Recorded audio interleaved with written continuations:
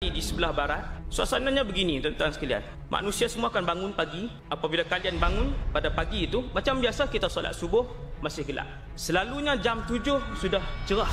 Tetapi pada hari itu kita akan melihat jam 7, 8 pagi, 9 pagi, suasananya begini. Kita pun tengok, ini sudah jam 9. Jadi kita pun tengok ke langit, oh mungkin nak hujan kot. Masa berlalu, pukul 10, pukul 11, masih gelap. Ini bukan hujan ni. Tidak ada awan yang gelap, tidak. Ini bukan hujan. Maka ketika itu kita tahu, boleh jadi ini adalah tanda yang disebut oleh Rasulullah. Boleh jadi. Kita pun tunggu lagi. Selepas pukul 1, suasana masih gelap. Tok Bilal datang masjid apa semua. Nak azan ke tidak ni? Azan. Wahai Bilal yang belajar ilmu hadis tentang kiamat, azan. Kita pun solat macam biasa walaupun gelap. Manusia ketika itu sudah pun berkumpul di banyak tempat. Masing-masing tanya, ni apa yang berlaku ni? Maka kita akan tengok dalam berita sebagainya, fenomena alam yang tiada huraian. Sekarang ini pun Allah sudah tunjukkan banyak fenomena alam yang tidak boleh dirungkai oleh sains dan ilmu. Kemudian tuan-tuan, kita pun akan tengok manusia sudah mula berbincang di masjid, orang dah mula riuh. Kita tunggu esok. Keesokan harinya, malam tu semua tidur. Keesokan harinya, hari yang kedua orang lebih ramai melihat. Tetapi yang bangun lewat jugalah. Yang tak sembahyang subuh, tak sembahyang subuh, macam biasalah. Hari kedua bila kita bangun, jam 7, jam 8, suasana gelap seperti ini. Ketika itu, yakinlah kita dengan hadis Nabi sallallahu alaihi wasallam bahawasanya dalam masa sehari ataupun dua, matahari akan terbit daripada sebelah sini. Apabila hari kedua kita pun tengok masih gelap sampai jam 10, sampai jam 11. Gelapnya adalah seperti gelap malam yang matahari tidak keluar. Gelap itu sama ada 2 atau 3 hari, bukan 3 hari confirm. 2 atau, sebab ada 2 pendapat, ada 2 hadis. Tuan-tuan, kita pun bangun pada hari yang keempat. Kalau kita ambil pendapat hadis yang mengatakan bahawa 3 hari gelap itu, seluruh manusia bangkit pada ketika itu dan mendapati inna syamsa qad tala'at minal gharbi. Seluruh penduduk bumi ini akan melihat matahari itu terbit daripada sebelah barat.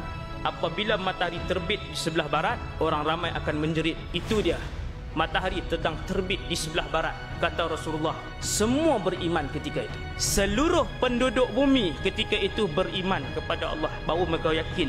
Dan ketika itu iman tidak lagi boleh diguna pakai, kerana apabila terbit matahari di sebelah barat, itu bermaksud Allah telah pun menutup pintu taubat selama-lamanya. Kesemua orang berlari ke kanan ke kiri, suasana jadi tidak terkawal. Ada yang balik ke rumah menyarungkan tudungnya baru menutup aurat. Ada yang berlari ke masjid terus mengambil wuduk dan terus solat, tetapi solat itu tidak boleh dipakai lagi. Yang bertaubat baru nak tutup aurat, ketika itu tutup auratnya tidak diterima lagi. Ada yang sedang memerah susu kambing ataupun lembunya, dia meninggalkan perahan itu serta-merta. Ada yang sedang meletakkan bata pada binaannya, dia meninggalkan letak bata itu serta-merta. Ada yang ketika itu sedang berjual beli, dan ketika itu juga dia melepaskan duit dan barangnya. Mereka balik ke rumah mengambil emas masing-masing, mencari orang-orang miskin. Ketika itu berlari ke rumah orang miskin, lalu diletakkan di depan rumah orang miskin, diketuk pintu. Makcik ambillah semua emas ni, saya sedekah fi sabilillah. Alangkah baiknya kalau sedekah ini semalam kamu berikan kepada saya, ia masih bermanfaat. Tuan-tuan, beramallah sebelum matahari terbit dari sebelah barat. Beramallah. Kemudian bila matahari naik sebelah sini, dia akan naik seperti biasa, akan naik sikit-sikit sampailah berada di tengah-tengah langit Zuhur. Kemudian matahari itu akan kembali dan dia akan berpusing seperti biasa keesokan paginya daripada arah timur. Macam biasa balik, keadaan menjadi normal. Cuma hari pertama dia naik itu adalah petanda daripada Allah. Wahai manusia sekalian, pintu taubat telah pun ditutup. Itu isyaratnya. Kemana pergi matahari? Nabi sebut dalam satu hadis, matahari meninggalkan tempat pusingannya menuju ke bawah arasy Allah. Matahari pergi di bawah arasy, sujud kepada Allah Subhanahu Wa Taala. Selama 3 hari dia pergi. Sebab tu bumi gelap selama 3 hari ketika itu. Allah puji, matahari yang merupakan hamba Allah tidak pernah melakukan kemungkaran ataupun mengingkari arahan Allah walaupun satu saat. Tuan-tuan, alam ini kesemuanya patuh kepada Allah.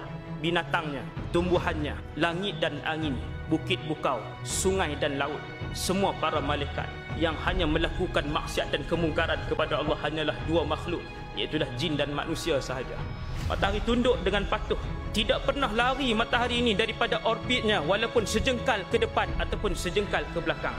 Tepat dia berada di situ, taat kepada Allah Subhanahu Wa Taala. Allah arahkan, wahai matahari, Selepas 3 hari, kembalilah kamu ke tempat pusingan kamu.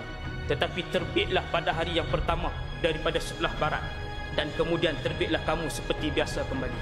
Matahari pun balik selepas 3 hari, pulang daripada Arash, kembali kepada tempat pusingannya dan dia terbit daripada arah sini.